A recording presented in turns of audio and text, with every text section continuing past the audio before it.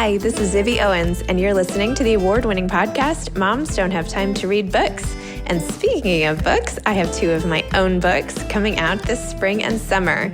Princess Charming is a picture book, which debuts on April 19th, and Bookends, a memoir of love, loss, and literature, comes out on July 1st, and it is truly a labor of love. I hope you'll pre-order, order, and join me on tour as I go across the country. You can find out more at zibbyowens.com or bookendsmemoir.com. And you can follow me on Instagram at zibbyowens because I always post about everything. Enjoy the show. Nina Navisky is the author of The Fortune Cookie Writer, as well as the novel A Mosaic of Grace. She's the proud mom of two teenagers, one of whom has profound autism, intellectual disability, and severe behavioral challenges. Prior to writing, she worked as a speech-language pathologist, helping children with developmental disabilities improve their communication skills. She holds a master's degree in speech-language pathology from GW and a bachelor's degree in psychology from Emory. Her fascination with language and human behavior is lifelong and inspires her to create family dramas rich with emotion and steeped in real-world issues. Welcome, Nina. Thank you so much for coming on Moms Don't Have Time to Read Books to discuss The Fortune Cookie Writer, a novel. Thank you. Thank you. So happy to be here.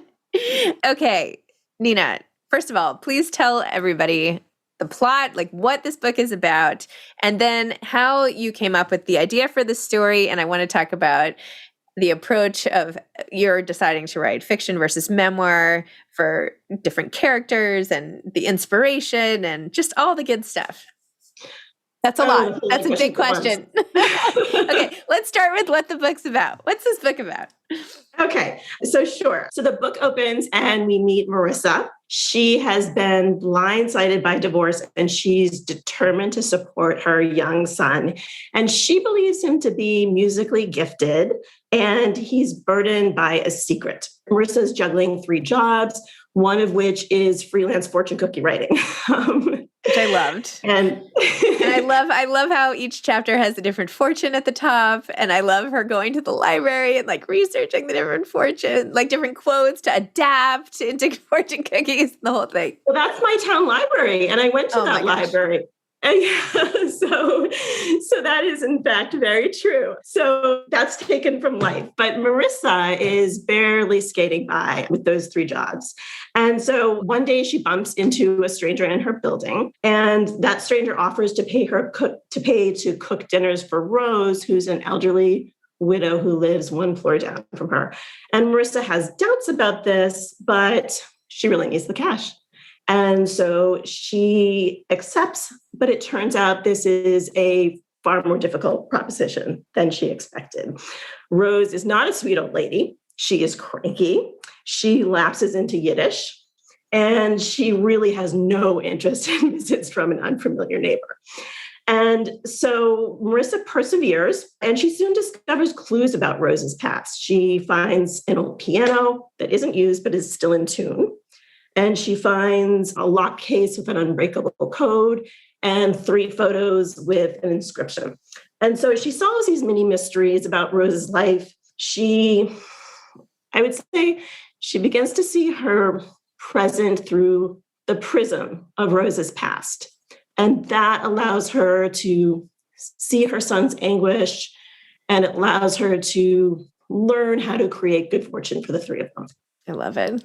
I loved the image, by the way, of her trying to figure out the code to the lockbox. And then I was wondering, I'm like, did you then Google, like, she's obviously trying to tell us, like, how to crack the code for a lockbox and like how many combinations. And it was, you said something like, after 700 tries, I gave up. And I was like, what?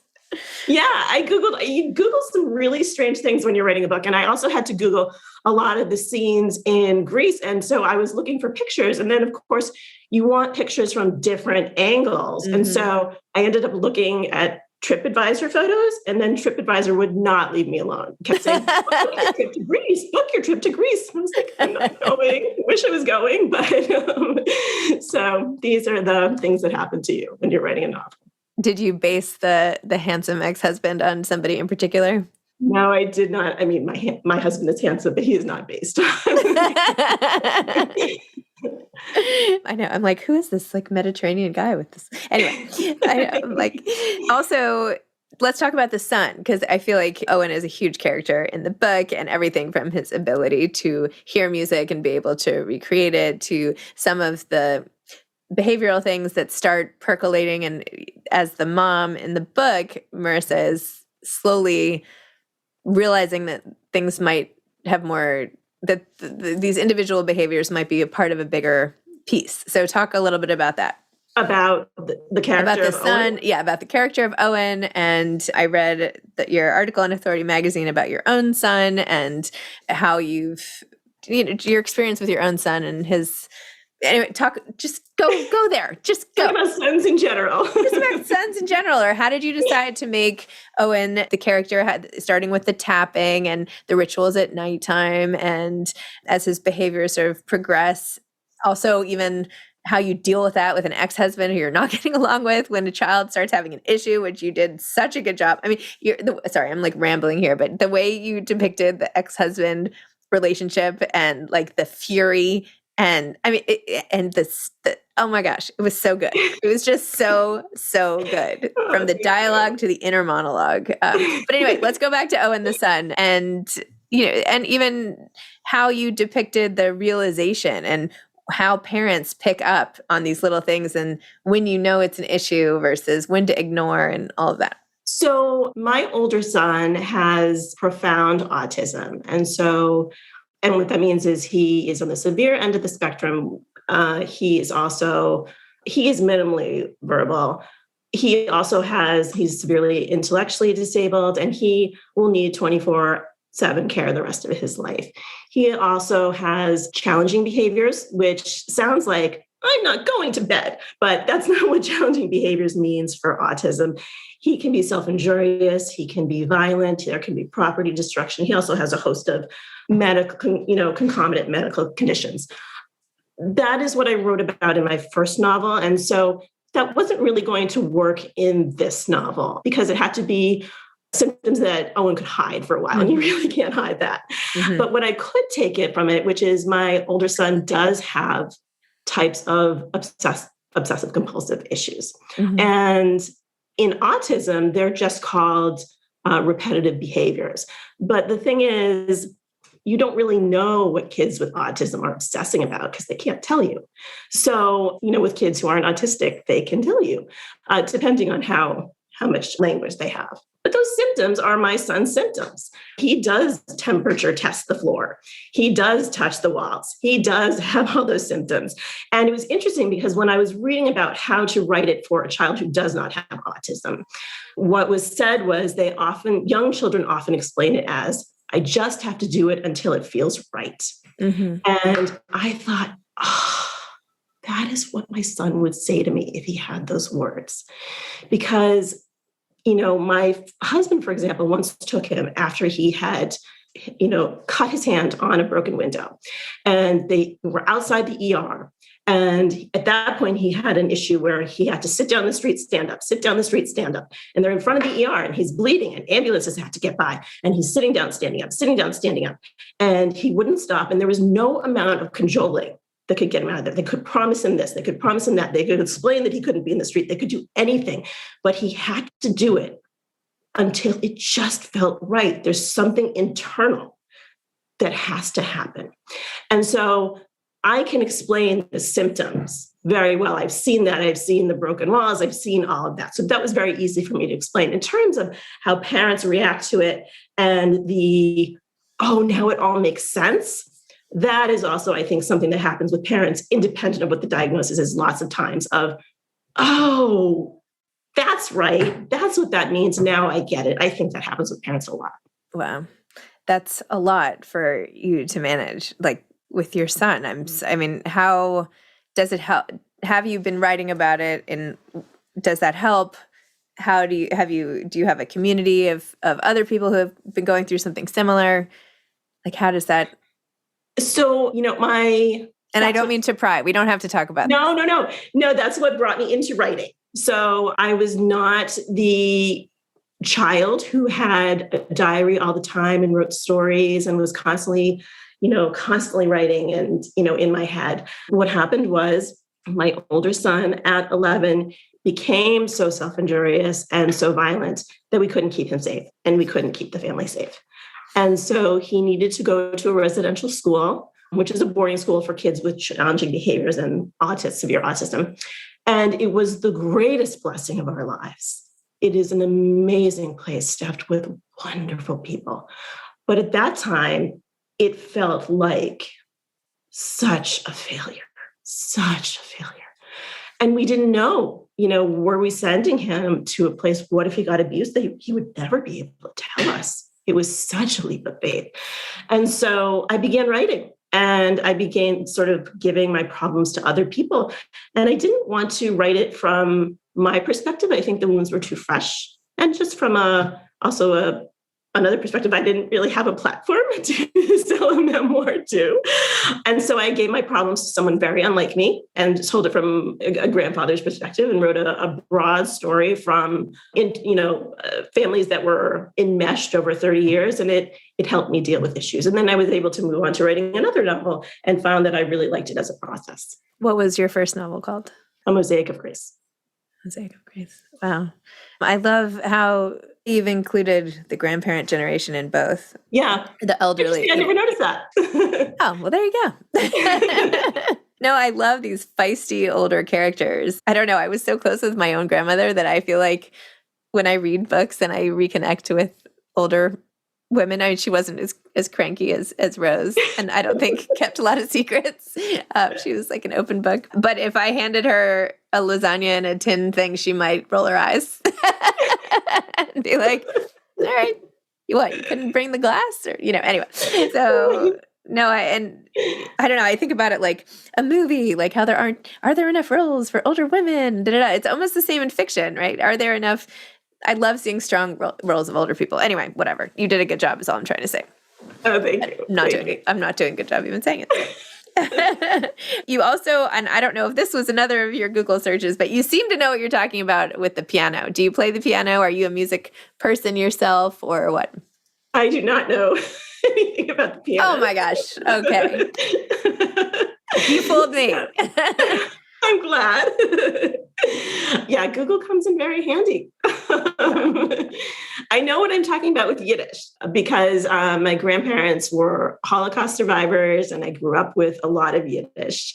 So I think that was part of wanting to sort of hear that again. My grandparents were not cranky, like Rose is cranky, but I think I wanted to hear that again in my life, which is part of the character of Rose. But no, piano, I can't claim to know that. What was there? Can you share their story? I can. I don't know it well, and I didn't know it well enough to write a whole novel about it.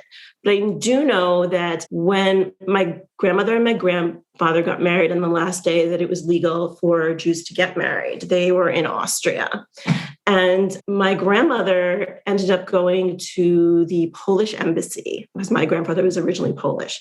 And they got a list of, I believe, the addresses of all the people whose last name was the same in New York and wrote and asked for visas. And they got 3 responses, and 2 were for my grandfather to marry the daughter and leave my grandmother behind. And 1 was yes. And that incredibly kind man ended up sending visas for my entire extended family. And because of that, there are now second cousins and third cousins all here. And my mom's middle name is after him. Oh, that's amazing. It's a lovely story, yeah. I had family in Austria. That's where my grandfather on one side came from. I feel like it's like every country, but yeah, I mean, that's what happened. It was an exodus. Yeah. Well, tell me about the process of writing this book. How long did it take? Where did you, did you write in the town library? Do you actually have a coffee shop called Common Grounds? Because I love that. We actually have a coffee shop, but it's not called Common Grounds because I didn't ask them in advance if I could use their name, but it is in that same spot. And so, yeah, I made up the name for them. But that is how the town Common is laid out, and the library is exactly in that direction from it. And I do use the library, but I do mostly write from home in the mornings. And how the process of writing works is I just like to write in the mornings mostly. And I'm not prolific. I don't crank a book out every 6 months. I I wish I could, but it takes me longer than that. And I don't know, this one I did write I do remember going to the library and thinking, I did write this one in more of a linear fashion. And I remember with my last book, there were more sort of episodic things that I needed to then construct and put together, since it was more nonlinear. But this one came out in one strip, which was nice. Wow. And are you working on anything now? So my next one is, I'm thinking maybe not memoir, but a memoir hybrid, if there is such a thing. I would like to return to autism, profound autism, but I feel that it's not that I want to share my story. It's that I want to share, because I feel that it's not my story that's important. It's my story and the tapestry of stories that are related to it. So there is a school that my son could make it to, but those schools are very rare. So my story is intricately connected to the family who has a son just like mine, but there was no school to go to. And so their son was in and out of psych wards, or the family who had to consider giving up parental rights to maybe get their son services. It's intricately connected to the people who saw the need for a school, those amazing people, and started one, or the incredible direct service professionals who see the humanity in my child and work with him every day. And so I would love to make some small contribution towards changing public perception. That sounds so grandiose, but I think what is seen in the media is not reality. So I don't know if that's possible as a self-publisher, but that is the ideal, certainly. I think that's great. I can see, there's also something called autofiction. I'm not entirely sure what it is, but everybody keeps talking about it. But I think it's like a blend, what you're talking about, a hybrid. But yours is more like nonfiction, almost like an expose of families. You could almost have it like, well, anyway, it sounds poignant and interesting and a story that should be told. So it's great. What's your favorite fortune cookie line from the book? Oh, I mean, so the final one, I can't remember all of them to be exact. Like my actual fortune, I can't remember the actual fortunes, but I can tell you that the last fortune is the one that gives meaning to the whole book. And so the last fortune, which I think is roughly, if your neighbor's plate isn't full, the most delicious plum will taste like rotten fish. It's something to that extent. Mm-hmm. And that is basically the point of the book, that this friendship that Marissa and Rose makes is what's necessary for them. Their friendship is what's necessary for them to move forward. So I don't know if that was the funniest one, but it was the one that was the crux of the book. Love it. Amazing. Do you have any advice for aspiring authors? I know you wrote 5 things that are like really important to have as part of this article I read, but yeah. So I have one really quirky thing that I do, which I don't know if it will work for anyone else, but it's one weird thing I do that I don't know if it's just my mind, but it really works for me, which is whenever I can't figure something out in a book and I'm just really stuck, I stop working on it and I think about it right before I'm going to bed. I just repeat what the problem is over and over and over again. And then when I wake up in the morning, sometimes the problem is fixed. And I think it's just because your conscious mind has too many no's in it, and you have to go to the place where there can be a polka dot sky for the problem to be fixed. That's just might be a weird quirk of me. But in terms of just a regular piece of advice, I would say the rules of writing are the rules, because there have been plenty of great people who have come before you, but sometimes they can be tweaked a little bit. I mean, I know the rules are don't use adverbs, but sometimes you need an adverb, So that's what I would say. Amazing. Well, Nina, thank you. Thank you for your patience while we scheduled this from so long ago and that it finally arrived. I'm really glad I got to spend time with your book and your characters and, this little family. And also to be so amused by the ex-husband divorce angle, which we didn't talk enough about, but was like so awesome for anybody who's going through a divorce or has been through a divorce. And I have been through a divorce, so I'm not going to comment on my own relationship, but all to say this was, it was great to see it in fiction, the way some of the challenges present themselves. Oh, well, it was so lovely to speak with you. And I'm so glad to hear you say that, because that's something I haven't experienced. And so I'm glad to hear you and to have heard some of my friends say that it was displayed authentically. That's a wonderful compliment. So I was sure you were divorced. I was like, oh, she must have gone through that. I'm like, she's processing all this stuff, blah, blah. And you're like, no, I'm happily married. Thanks very much. Thank you. Thank you for that compliment. I know. Next time, I feel like your dedication should have been to your Google searches or whatever it is that made you so knowledgeable on all these things. Thank you, Google. Yes. Thank you, Google. Okay. All right. Well, thanks a lot, Nina. Thank you. Nice. Take care. Bye-bye. Bye-bye. Hi, I'm Zibby Owens, and you're listening to the award-winning podcast, Moms Don't Have Time to Read Books. If you like this podcast, you will love my new anthology called Moms Don't Have Time to Have Kids. Check it out, and you'll hear from 49 authors about all sorts of things moms don't have time to do. All the authors have been on this podcast. Also, check out my TikTok @with Zibby and Tracy, my other podcast, Sex Talk with Zibby and Tracy. Check out Moms Don't Have Time to Write on Medium. And of course, my new publishing company called Zibby Books. And now back to our daily author interview site and a quick hello from some of my kids. Hi. Hi. Hello. Enjoy the show.